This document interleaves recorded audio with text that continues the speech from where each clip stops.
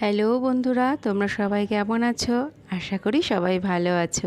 আমার আরও একটা ভিডিওতে তোমাদের সবাইকে জানাই স্বাগত।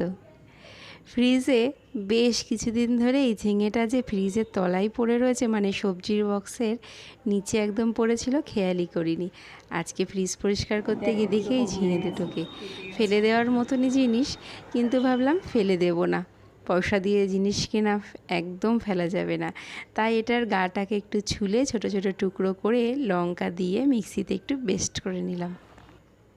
এই পেস্টটা বাটার সময় এর মধ্যে কালো জিরে অ্যাড করা যেত, কিন্তু আমি কালো জিরেটা এর মধ্যে অ্যাড করিনি। আমি কড়াইতে তেল দিয়ে তার মধ্যে কালো জিরে ফোড়ন দিয়েছি।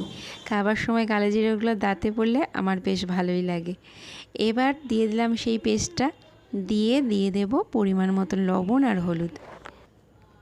এবার এটাকে ভালো মতন করে নাড়াতে হবে, মানে অনেকটা জল থাকে তো ঝিঙের, সেই জলটুকু শুকিয়ে নিতে হবে।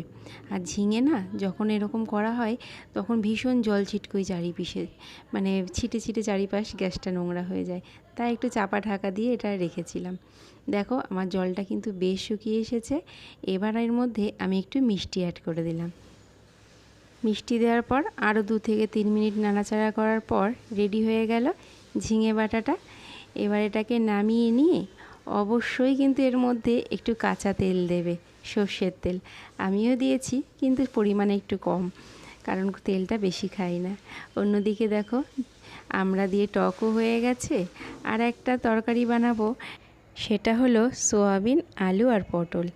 এই সোয়াবিন আলু পটলের রসাটা খেতে না বেশ ভালো লাগে, কিন্তু বহুবার এর ভিডিও তোমাদের সাথে শেয়ার করেছি, ওই জন্য আজকে আর ডিটেলস ভিডিও শেয়ার করলাম না। গতকাল এক তো ছিল সোমবার, তার মধ্যে ছিল ওই যে কি কৌশিকী অমাবস্যা, সেই হিসাবেই এই নিরামিষ আয়োজনগুলো করেছিলাম।